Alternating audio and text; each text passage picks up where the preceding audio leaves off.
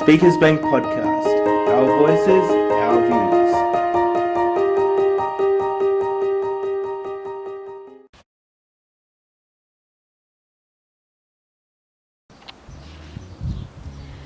Hello and welcome to Speakers Bank Podcast, Our Voices, Our Views. Today I'm here with, by the way, I am Tessa.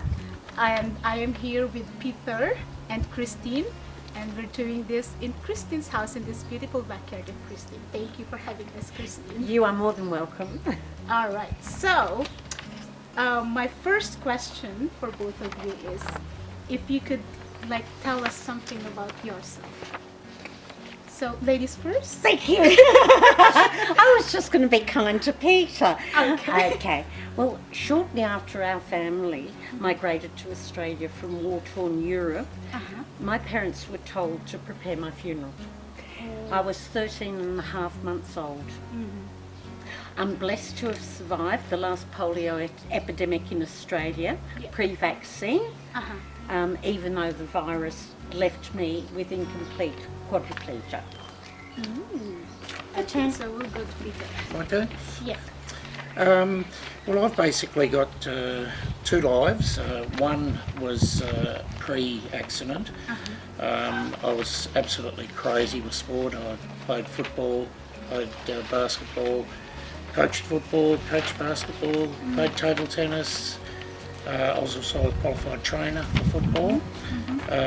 That all changed in April 1996 when I had an accident. I was pinned between two cars, courtesy of a drunk driver, and led a very different life since. One of those good things out of that life, obviously, was that I met Christine, and we're both about as crazy as each other. We can see that. Well, anyway, so following up with that introduction of yours, Peter, so can you please describe us how you met with this accident? How it happened? Yeah, how it happened. Yes, I was qualified first aider, and I stopped to assist at an accident where a drunk driver had run head-on into a car on the wrong side of the road. And being a first aider, I gave assistance where I could. The drunk driver then very politely threw his beer bottle out the window and took off on the other side of the road. And to this day I still don't know how, because the car was a wreck, but he managed somehow. I went to the rear of the car to get his registration number as he drove off. And unfortunately a taxi driver was looking at his computer for jobs, which in those days were down in the console, so their eyes were taken off the road to look at them, and he ran into the back and I was pinned in between. So it made a bit of a mess of things. Okay, thank you, Peter, for sharing that. Well, I'll go with Christine again. Sorry, I'll just go bouncing. Yes, Like a please. telethon. It's over to you, I like Christine. that. It's like a tennis match. Watch the ball. So, with your experience with the disability sector, can you share us something about your experiences working with the disability sector? Sure. I first of all would like to just make an apology to the viewers of this podcast. I finished my notes about 2 hours ago and have not had time to memorise them. And my late husband used to say that I suffer from verbal diarrhea. I have a tendency to waffle if I don't have some notes. So No comment. I want to stay on track. Stop it. I've been active in the disability self-help movement for more than 40 years. Longer than you ladies have probably been on planet Earth. As a volunteer disability rights advocate, I've served on numerous committees and boards at municipal, state and national levels. In fact, on more committees than I can remember. Yep, so with that experience, as your experience as a survivor of polio, how did that impact other people's life, if you may, since you're working with the disability sector? Yeah, well, many people fully recover or have recovered. But even so, decades later, Post-Polio Syndrome may rear its ugly head, with a slow development of muscle weakness, similar to that which the person had during the initial infection. I began developing such symptoms in my early 30s. A long time ago, I'm nearly 70. Shh. More recently, weakened throat muscles have impaired my speech, so I need to go into robot mode at times. Would you like to demonstrate, Peter? Yes, Christine, I will demonstrate. He loves to take the pee out of me when I have trouble speaking. Okay. Never. I've also developed a head tremor, but that's not polio related. Close friends now affectionately call me Noddy. And I've been asked if that makes Peter big ears or Mr. Plod. Have you decided? Well, got to be Mr. Plod. Okay. I've got big feet. Okay. For those who might not know, they were children's characters when we were growing up. Mm-hmm. Okay, yeah. I think they've been banned now, haven't they? I'm not sure. Oh, okay. I know some of the stuff's been banned. All right, so with Peter, since you had your accident, what changes or what impacts with your life after the accident and Yeah. the recovery? Well, enormous changes as far as my sport. Unfortunately, all of that was gone. But I, even before the accident, I was fairly heavily involved with council in the disability field, age and disability, and obviously since the accident, that's become a lot more consistent. Like Christine, I've been on many different committees. I still am on quite a few disability committees, and like to cause problems with people, particularly one of my pet hates is people parking in disabled spaces without a We'll take note of permit. that. Yeah. Really don't like that at all, and gets my ginger up. I have got myself into a few predicaments before, but Go and tell them the story. Come on. well, You're bursting to pick up your Yeah. crutch. um, Pick up your... I was waiting to go into a disabled parking space one day, and a young chap in a big snazzy, or small snazzy sports car, he decided to ram in there before me, and I wasn't very impressed, and I said a few choice words to him and told him it was a disabled spot. He had no permit. With that, he let rip with some language that would probably just about send your hair curly, and I said to him, I said, I'm not here to take that sort of rubbish off you or anybody else. And with that, he let rip again and threatened me and all sorts of things, and I'd had enough, so I had my crutch, which is behind me, so I threw it down on the ground and I told him to have a go. And what he didn't count on is I'd done quite a few years amateur wrestling before the accident. So he went to throw a punch at me, and I blocked him and twisted his arm. And the first thing you do when your arm's twisted is you drop, and I went whop and broke his nose. So, so I don't think he'll park in a disabled spot again. He'll learn his lesson. He definitely did. Yeah. So following up with that, because you already shared experience that you have after the accident and with that parking thing. So what do you think are the differences you find after the accident in terms of the opinions of the society? Well, chalk and cheese. Since the accident, I've had people will walk onto the other side of the road to avoid me because of the damage to my legs, and unfortunately, for a long time, if you had any sort of disability, people thought straight away that you were crazy, and took all steps that they could to avoid you. It has improved over the years, but it still does have a long way to go. There's a lot of discrimination happens to people with disabilities, access to venues and shops and all these that have steps. So it still has a long way to go. But we hang in there, and we nab them when we can, and have a go at them and everything else, and point out that they could be speaking to the Disability Discrimination Board, and we have our say. Both of us do that. So yeah. Do you want to relay the story about that mother? Yes, just one example of that is it was summertime, and I was shopping out in sunshine in my shorts, and a mother with a daughter came up to me and told me that I should either go home or put long pants on, because I shouldn't be walking around the place with my leg like that. And I won't repeat the exact words that I said to her, but cleaning it up, I said to her that if she had opinions like that, she didn't deserve to have a child. That, she was in the dark ages, and I was very, very offended. Yeah. But unfortunately, it does go on. There's still a lot of things. A lot of improvement to be made yet. Yeah, it has come on, but a long way to go. We're getting. Yeah.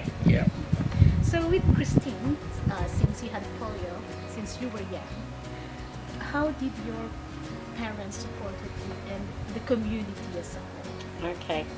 Well, firstly, I have limited memory of the first 10 years of my life, much of which was spent in hospitals and a large institution. Yeah.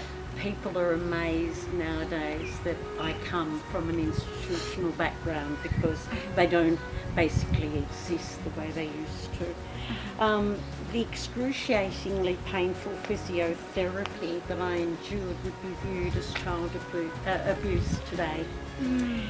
I remember being dearly loved by my parents and older sister, and always knew I was a part of their family unit. Similarly to Peter, community attitudes towards people with disability are gradually improving, though human nature is such that I believe there will always be a degree of fear, ignorance and discrimination. It's sad to hear, but it's true. So, for both of you, a question that probably for Peter, because I think he has like the most interesting stories that he has. So what are the challenges do you think for a disabled person that you can see in our society today? Yep. I think one of the biggest challenges for someone with a disability is if you're trying to get a job. I know myself over the years when I've gone into for an interview, and as soon as I've walked in on the crutch or crutches, depending on how it was at the time, you can see the look on the person interviewing me. You can see their looks change straight away, and you sort of think, why did I bother? And unfortunately, that sort of thing does still go on today. They wouldn't admit to it, again, because they could be in big trouble over it, but you can see that there's just, you haven't got a hope in hell. My original job that I had before the accident was made redundant. Mine and another person's were made redundant, and we were both offered to apply for the position, and obviously an able-bodied person going in there and myself going in there on the crutch, you knew straight away who was going to get the job. But unfortunately, that's how it was, and I think to a fair degree still is. So that's one of the biggest challenges. As I said before, accessibility. Christine and I often go to a lot of shows in the city. We're like two big kids, and so many places that we walk past because they've got steps, we can't go in there for dinner. And probably Melbourne CBD, I think, would be one of the worst, if not the worst, in Victoria. So that's another challenge, obviously, too, is accessibility. They're probably the two biggest things. Getting people to able-bodied people to accept you is always hard. But as I say, we're both about as crazy as each other, so we get on very well with each other. So That's nice to hear. I'm innocent. It's just nobody believes me. he knows that's one of the things that I find the worst phrases he comes out with. He was determined to throw that in. Definitely.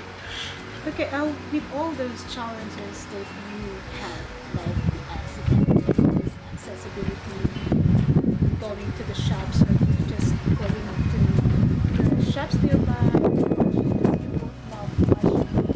going to the shows. So how do you overcome all these challenges? Well, if we go to shows and things, we ring the box office directly, and we make a special needs booking with them, so that Christine's got a wheelchair bay and I've got the seat next to her. So that's easily worked out. They're very, very good at the theatres, so that's one thing we don't have to worry about. Public transport, not so bad for Christine because she zooms around in the chair, but I've got battery. stations that have got lifts and things, that don't have lifts, I can't get up and down the ramps, so public transport for me is out. So I've really got to drive absolutely everywhere, and I would rather go by public transport, but it's just not feasible. So Sometimes we take a wheelchair taxi, yeah, we've done that too. especially when you want to get drunk. Do you? Never. I'm innocent, I said. Okay, thank you. Christine, how do you motivate people suffering from polio? Because now it's still there. Polio is still there, although there are vaccinations available, but it's still there. So how do you motivate as a survivor? That's a really interesting question, because most polio survivors are amazingly resilient and determined to simply get on with their life. You won't often hear us whinge. And in case I forget to say so later, may I just say you are a delightful host. Oh, thank you. You're welcome. Thank you so much, Christine.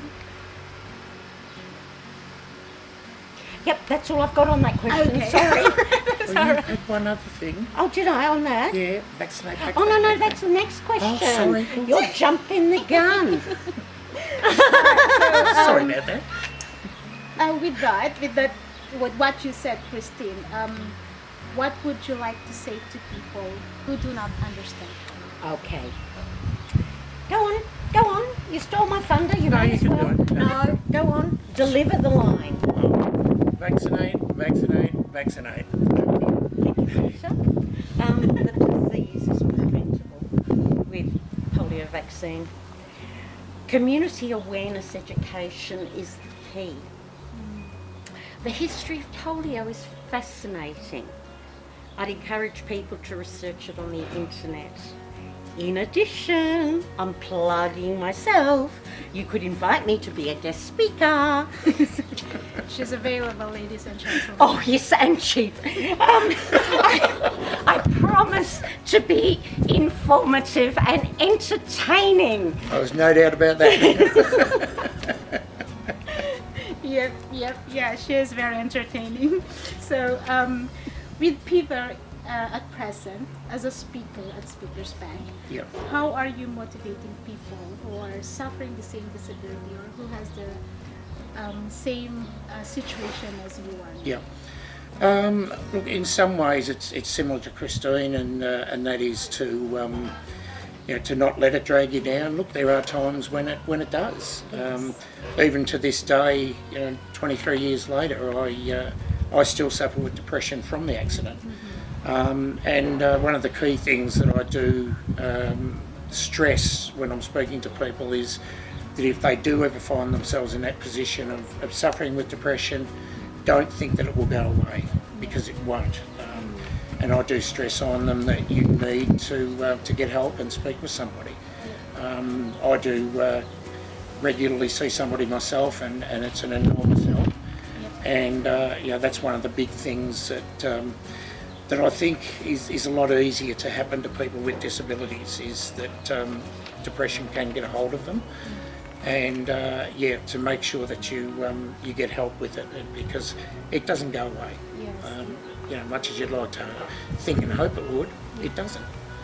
And Yeah, there's been times when, you know, probably in a lot of ways we drag each other off the ground, because there's been times when Christine's been struggling and you know, I'll throw in a few crazy things and drag her up, and she's often done the same thing for me. Drink or two. Well, yes, that too. And yeah, it's often, you know, been the case where I've been struggling as well, and Christine's been there for me. So certainly seek out your friends. You know, that's what they're there for, to help each other. So It helps that you have friends. yeah. Because as crazy as you are. Yeah, there's a song. You have a friend in me. Yeah, Do you there know is. that one? Yeah. That's where for quite a while after the accident I struggled, because a lot of my friends I had through the sports, they disappeared, and that's where But I I found. replaced them. Oh, in a big way. In one whole package. Yes, Christine. yes. So yeah, your friends that you've got, Yeah. if something does happen, you really do find out your real friends, Yeah. and this is certainly one of them. Oh, I still have a swollen head. I know. Go away. Oh, well, thank you to both of you. It was really wonderful doing this podcast with you guys. Oh, bless you. I had fun, and you guys were very inspiring, and I hope this audience also find you inspiring with that. So, thank you, Peter, and thank you, Christine. And You are thank you. very welcome, yes. So- Oh, I like that. Yep, so that wraps our Speakers Bank podcast, Our Voices, Our Views. And if you have any questions or know someone who wants to join us in our advocacy, please contact us at 0393140988 or visit our website at www.speakers.org.au. Also, like us on Facebook and subscribe to our YouTube channel, The Speakers Bank. And you could watch us here. We'll upload it later. Thank you very much. And Have a can good I day. do one closing statement? Yep, sure. In the words of Porky Pig, blip, blip, blip, blip, blip, blip. That's all, folks. Bye-bye. I had to get it in.